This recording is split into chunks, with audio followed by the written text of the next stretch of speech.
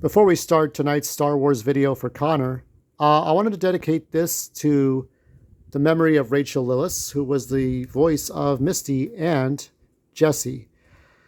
She died at 46 over the weekend, and I do believe Veronica Taylor did a tweet, a tribute to her. And she was my age. She was my age. She's the same age as I am, and she passed away. And it was I don't even know for what. I don't know. But that's tonight's dedication. And now on to the show.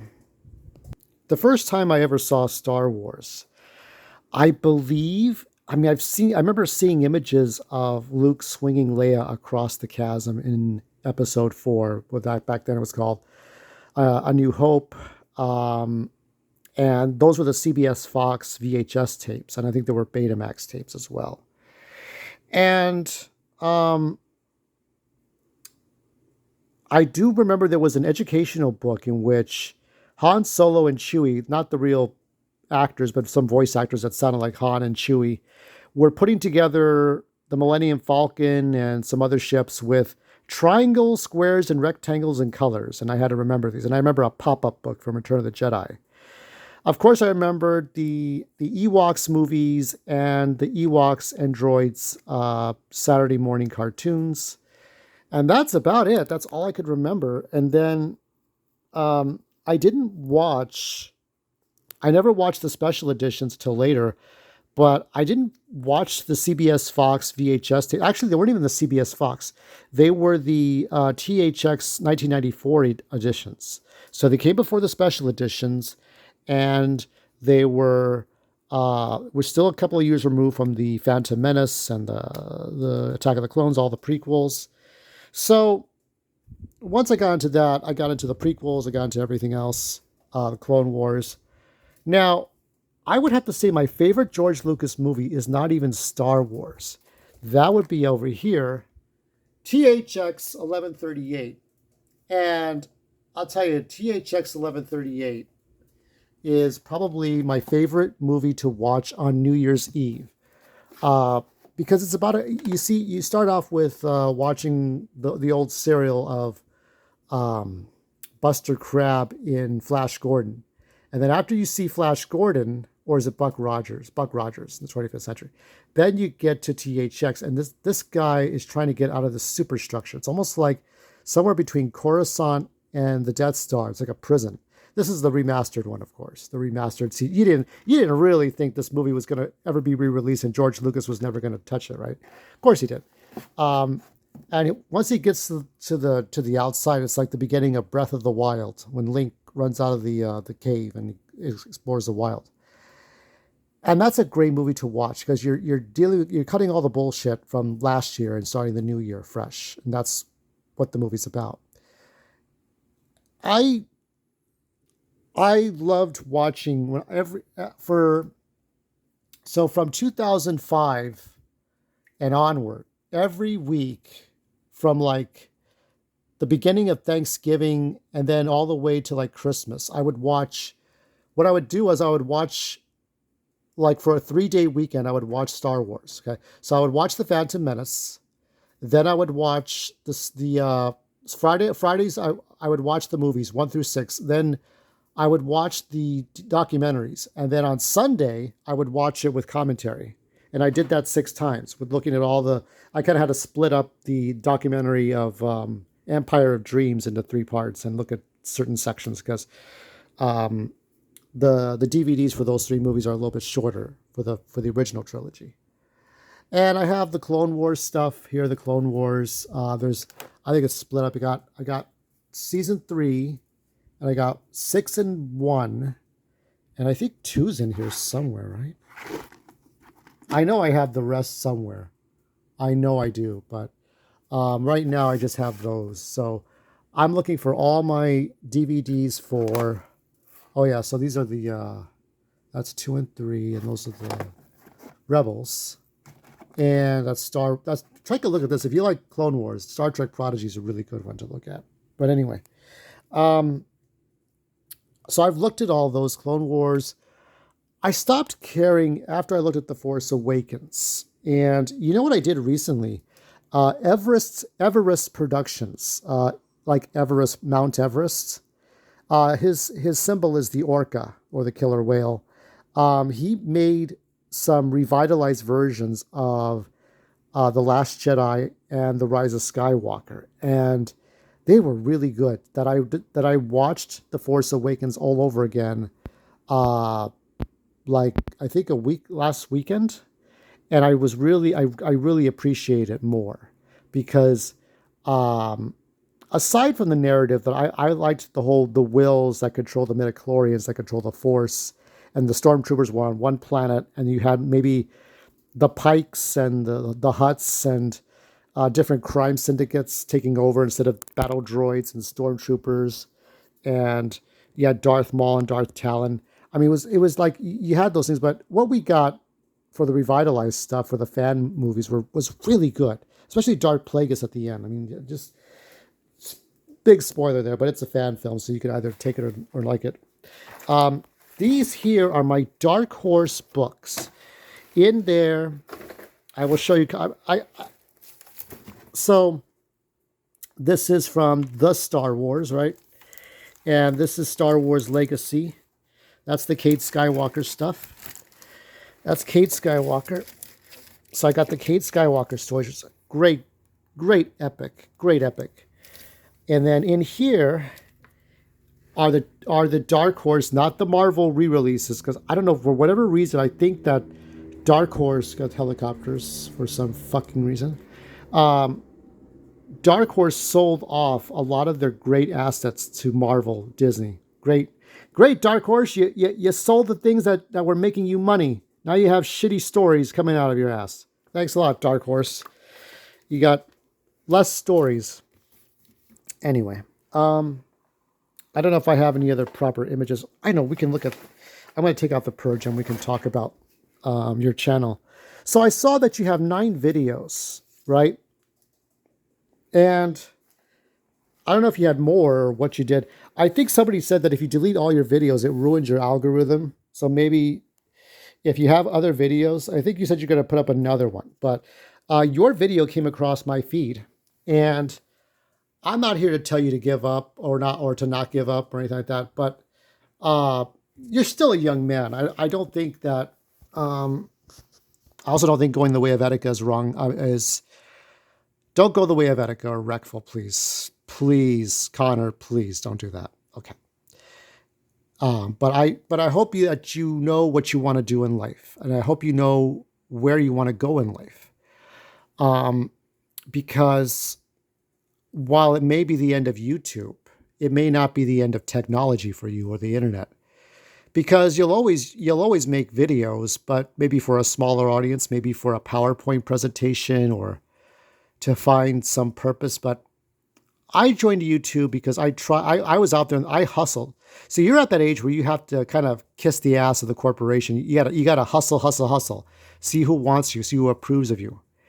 Get that big boss to give you a nice, starting job, a nice cushy entry job, and see if you can work your way up. That's the best age right now, being in your 20s. But you have to find people who are agreeable with you. And sometimes your politics may have to change. People in their 20s usually hate advice. And you don't have to take the advice. But I'm telling you now that it's like, what I do now is because I tried what you did. Now, you may know people who know people, and they may get you higher. Whether you're going to make videos for documentaries. Do you know George Lucas was this close to making music video or just like documentaries and music videos? And I consider THX 1138 to be the original music video because it wasn't successful in theaters. It was the kind of movie that if you told people it was a music video, people go, oh yeah, okay, that sounds, yeah, that makes sense. That makes perfect sense. Yeah, the miscellaneous stuff, the surrealism. But it's not a music video. There's no music. It's watching this thing happening and you're trying to make sense of it all. But you kind of know what's going on. The Purge, one of my favorite stories, is probably the only Star Wars story I think that could take place as a play on one stage, like Vader killing 8 Jedi.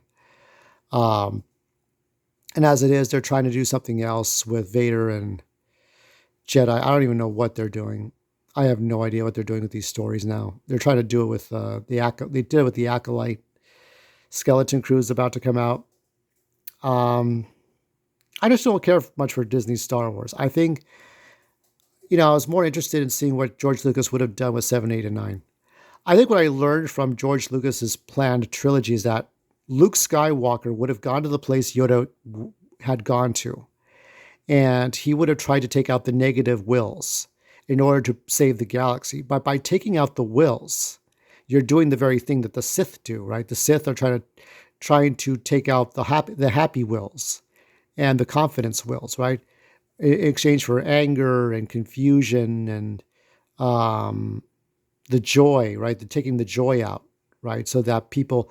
So there's two ways you could control somebody for the light and dark side. You control the wills themselves, which is the external factors, the metaphors, right? Or to control, or no, the internal. I think the wills are internal, because in real life it's the internals that we interpret our souls, right? But there's the external, the people around, which in real life is like child services and social workers. How do you bring up a child properly? You make sure that the parents are fit parents. They take good care of their kids, so their kids become either dictators or good leaders, or they're productive members of the community. Not incels, incels with handguns and all that stuff. So seeing your video, I see, it makes sense. I can understand where you're coming from, which usually means I can't agree with you, but I understand you. But I guess for me at 46, I mean, seeing what happened with the voice, Rachel Lillis, seeing people die, I was misunderstood horribly in my family. I was misunderstood by the people that didn't want to hire me for jobs. I was misunderstood by people at school. So that's why I kind of did my YouTube channel. And I think at the very least, it's a good vlog to, if there's nobody else to talk to, if there's literally nobody who understands what your shit is, your fan base understands your shit. Now you have like 90,000 followers. I barely have 2,100 followers, 20 something. I don't know if I'm going to get anywhere. I don't have that viral, like appeal. It's not like I do. I think some people were looking at my Wendy Williams video. I hope they don't think she died. She hasn't died yet, Rachel has, but she hasn't. Wendy Williams is sick, but so certain people will look at certain videos.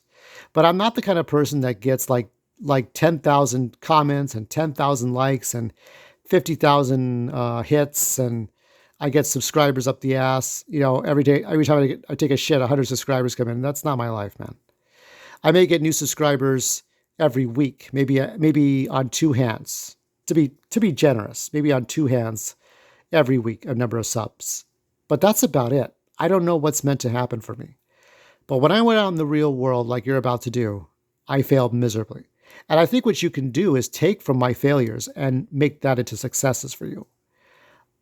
Doing internships is good when you're still in school. You don't want to do internships much when you're trying to go out there after school, because then they just give you shit work. They give you work that a slave could do.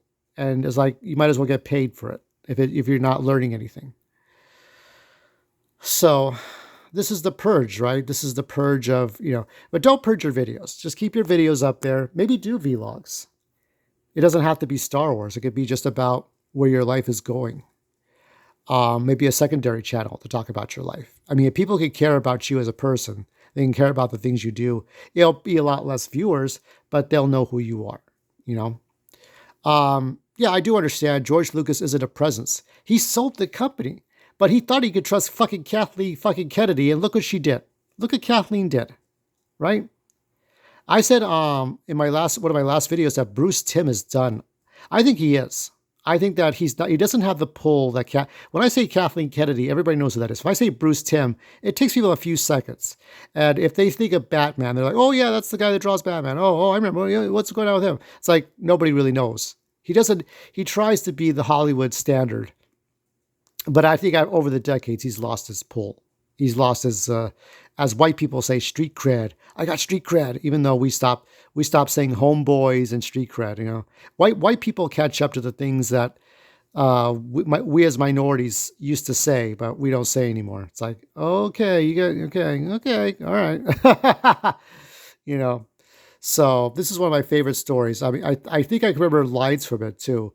Uh, where is Obi-Wan Kenobi? He is not here, Sith spawn. His name is Betager Trap. The first one who tells me lives, the rest of you die. No, Vader, it is you who die. Yields, Vader. This is the one where Sui Choi dies. If you remember Sui Choi from Dark Horse, it's like, I told you, Sui Choi, you would know the power of the Force. It's like, there are 8 of you, now there are 3. You don't know the power of the Force. The last one who lives, no, the first one who tells me that Obi-Wan, where he is, you live, the rest of you die, you know? So Vader kills everybody in there. It's really good. This is such a really good story. The one thing I didn't like was that he kills this fake Anakin looking character. It would have been better if the character that he kills at the beginning of the story looks like the bald Anakin with the bad hair, where he looked like Prince Zizor. That Prince Zizor Anakin that they were going to use in Revenge of the Sith, and they just like a bad idea. They should have used him in this. That would have been funnier. That would have been a funny idea. But anyway, yeah, man, I wish you the best of luck. I've been speaking for 16 minutes. 16 minutes, almost as long as your video. What's going on there? But I hear you have one more video, so I wish you the best of luck, man. Yeah, it's true. There's not much more Star Wars to talk about, but there's always the fan films, and there's always the fans who really cherish Star Wars. Everest, I believe Everest Production does. Star Wars Theories more, I don't know. I don't know.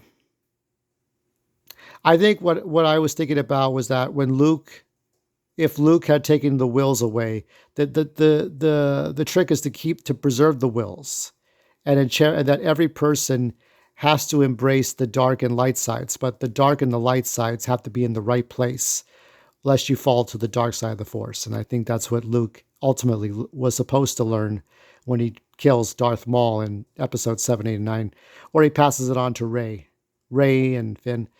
Such good ideas. The best ideas that never get to the movie theaters or on TV screens. God damn. That hurts me more than the actual like ideas that we see. Shit. That's depressing me. But I'm going to stay a multi-topic channel for those of you who are curious. I'm not going to stay in one theme because some people like the multi-topics. And I think that if I hang on to one thing and I would have been like you, I would have been like, well, fuck all this because George Lucas isn't back. He's never going to come back. He made this hard decision. I think it was even worse when Kathleen took over. I think somebody else should have taken over. But that's not how it works. Disney can be a bastard. And I want to see how it goes. I mean, I would say that if you must watch if you must watch Skeleton Crew, watch Star Trek Prodigy instead. Star Trek Prodigy is better on your time. It's all on Netflix. I got DVDs, but it's all on Netflix. May the Force be with you. We take what is given, and it's a hard galaxy, as Kate Skywalker once said.